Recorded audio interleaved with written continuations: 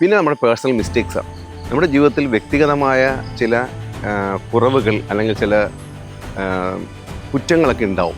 പണ്ടൊക്കെ നമ്മൾ കേട്ടിട്ടില്ലേ, ആറ്റിൽ കളഞ്ഞാലും അളന്ന് കളയണമെന്ന്. തിട്ടപ്പെടുത്തണം. നമ്മളെല്ലാ ദിവസവും ചുറ്റുപാടിൽ നിന്ന്, സൗഹൃദങ്ങളിൽ നിന്ന്, പുസ്തക വായനയിലൂടെ അല്ലെങ്കിൽ മറ്റുള്ള മീഡിയകൾ വഴി നമ്മൾ അറിവ് ആർജിക്കാറുണ്ട്. പക്ഷേ ആർജിച്ചത് എത്ര, ചിലവാക്കിയത് എത്ര, ഇത്തരം കാര്യങ്ങൾ നമുക്ക് യാതൊരു ധാരണയും ഇല്ല. നമ്മൾ പഠിച്ച കാര്യത്തിന് കൂടുതൽ ഉറപ്പുണ്ടാവും. നമുക്ക് കുറച്ചുകൂടെ അടുത്ത തവണ കുറച്ചുകൂടെ നമുക്ക് മികച്ചതാക്കാനും നമ്മളെ കൊണ്ട് സാധിക്കും. അതുകൊണ്ട് എല്ലാത്തിനും അളവുള്ളതുപോലെ നമ്മൾ എന്തെല്ലാം നേടുന്നു എന്നുള്ള കാര്യത്തിനും ഒരളവ് വെക്കുന്നത് എല്ലായ്പ്പോഴും നല്ലതാണ്. നമസ്കാരം. 6ാമത്തെ കോഡ് പറയുന്നതിന് മുമ്പ് 5ാമത്തെ കോഡിൽ നമ്മൾ വിവക്ഷിച്ച കാര്യങ്ങളൊന്ന് ഓർമ്മപ്പെടുത്താം. അവിടെ കണക്കുകളുടെ കളിയായിരുന്നു. പണം എങ്ങനെയാണ് വിനിയോഗിക്കേണ്ടത്, പണം എങ്ങനെ സമ്പാദിക്കണം, അങ്ങനെ വിനിമയം ചെയ്യണം, ഇത്തരം കാര്യങ്ങൾ നമ്മൾ ചർച്ച ചെയ്തിരുന്നു. അവിടെ ഒരു ഓഡിറ്റിൻ്റെ കാര്യമുണ്ട്, അതായത് ഒരു തിട്ടപ്പെടുത്തൽ. അതിൻ്റെ ബാക്കിയായിട്ട് ഞാനിവിടെ പറയാണ്. പണ്ടൊക്കെ നമ്മൾ കേട്ടിട്ടില്ലേ, ആറ്റിൽ കളഞ്ഞാലും അളന്ന് കളയണമെന്ന്. തിട്ടപ്പെടുത്തണം.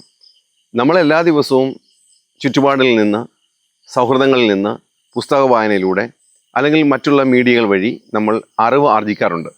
പക്ഷെ ആർജിച്ചത് എത്ര, ചിലവാക്കിയത് എത്ര, ഇത്തരം കാര്യങ്ങൾ നമുക്ക് യാതൊരു ധാരണയും ഇല്ല. അപ്പോൾ നമുക്ക് തീർച്ചയായും ഒരു തിട്ടപ്പെടുത്തൽ ആവശ്യമുണ്ട്. നമ്മൾ ഒരാഴ്ച കൊണ്ട് ഓരോ ആഴ്ചയിലും ഒരു 15 മിനിറ്റ് വീതം നമ്മളെല്ലാവരും ഒന്ന് മാറ്റിവെക്കണം. കഴിഞ്ഞ ഒരാഴ്ച നമ്മൾ എന്തെല്ലാം കാര്യങ്ങളാണ് അക്വയർ ചെയ്തത്, എന്തെല്ലാം കാര്യങ്ങൾ നമ്മൾ പഠിച്ചു. ഇത് എന്തിനാണെന്ന് ചോദിച്ചാൽ, കുറേ കാലം കഴിഞ്ഞ് നമ്മൾ മറവിയിലേക്ക്, വിസ്മൃതിയിലേക്ക് പോകാനുള്ള സാധ്യതയുണ്ട്. ഇത് എൻഹാൻസ് ചെയ്യും. നമ്മൾ കഴിഞ്ഞ ഒരാഴ്ച എന്തൊക്കെ കാര്യങ്ങളാണ് പഠിച്ചത് എന്ന് മനസ്സിലാക്കാൻ നമ്മൾ ഒന്നുകിൽ നമ്മുടെ മൊബൈലിൽ ഒരു നോട്ട് തയ്യാറാക്കി വെക്കുക, ഇല്ല ഒരു നോട്ട്ബുക്കിലായാലും വിരോധമില്ല. നമ്മൾ ഓരോ ആഴ്ചയിലും പഠിക്കുന്ന കാര്യങ്ങൾ കൃത്യമായി അളന്ന് തിട്ടപ്പെടുത്തി വെക്കണം.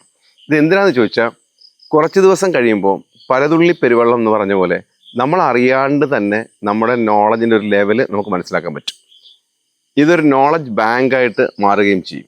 നമുക്ക് ഈ നോളജ് ബാങ്കിലേക്ക് എവിടെ നിന്നാണ് അറിവ് ഒഴുകിയെത്തുന്നത്? ഒന്ന് നമ്മുടെ മെൻറ്റേഴ്സ് ഓർ ട്രെയിനേഴ്സ്, ഇല്ലെങ്കിൽ നമ്മുടെ കൊളീഗ്സ് ഓർ നമ്മുടെ ഫ്രണ്ട്സ്, ഇവരിൽ നിന്നുള്ള കോൺവെർസേഷൻ വഴിയായിരിക്കും നമുക്ക് നോളജ് കുറച്ച് കിട്ടുക.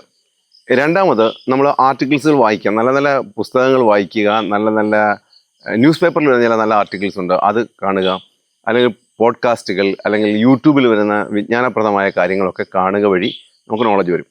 പിന്നെ നമ്മുടെ പേഴ്സണൽ മിസ്റ്റേക്സാണ്. നമ്മുടെ ജീവിതത്തിൽ വ്യക്തിഗതമായ ചില കുറവുകൾ അല്ലെങ്കിൽ ചില കുറ്റങ്ങളൊക്കെ ഉണ്ടാവും.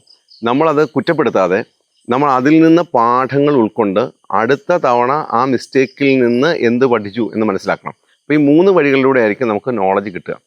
ഇത് നമുക്ക് റീഇൻഫോഴ്സ് ചെയ്യാൻ പറ്റും. വീണ്ടും ശരിക്കും പറഞ്ഞാൽ പഠനം അല്ലെങ്കിൽ ലേണിംഗ് എന്ന് പറയുന്നത്, അറിവ് നേടുക എന്ന് പറയുന്നത് കുറേ ഇൻഫർമേഷൻസ് നമ്മുടെ ഉള്ളിൽ കളക്ട് ചെയ്ത് വെക്കുക അല്ല, അതെങ്ങനെ റിഫ്ലക്റ്റ് ചെയ്യുന്നുള്ളതാണ്.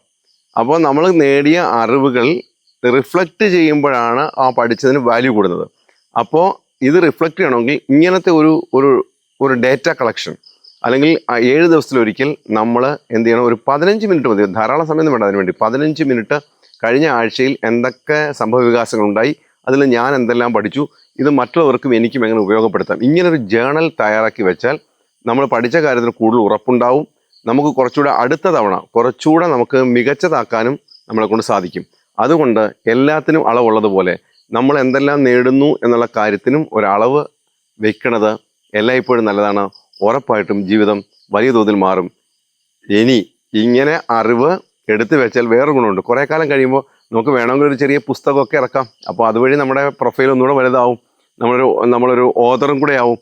അപ്പോൾ അതിനും സാധ്യതകളുണ്ട്. അതുകൊണ്ട് എന്ത് കാര്യം ചെയ്യുമ്പോഴും നേടുമ്പോഴും, അറിവ് നേടുമ്പോൾ പ്രത്യേകിച്ചും ഒരു ഓഡിറ്റ് നമുക്ക് വേണം എന്നുള്ള കാര്യം മറക്കേണ്ടതില്ല. ഞാൻ ഒരിക്കൽ കൂടെ പറയുന്നു, ഈ ഓഡിറ്റ് ജേണൽ എഴുതുക വഴി വലിയ തോതിൽ നമുക്ക് വ്യത്യാസം ഉണ്ടാകും. അപ്പോൾ അടുത്ത 2 കോഡോടുകൂടി നമുക്ക് ഈ ചെറിയ കുഞ്ഞ് സെഷൻ അവസാനിക്കും. ഈ കുഞ്ഞ് സെഷൻ നിങ്ങൾക്ക് ഇഷ്ടപ്പെട്ട് കാണും എന്ന് ഞാൻ വിശ്വസിക്കുന്നു.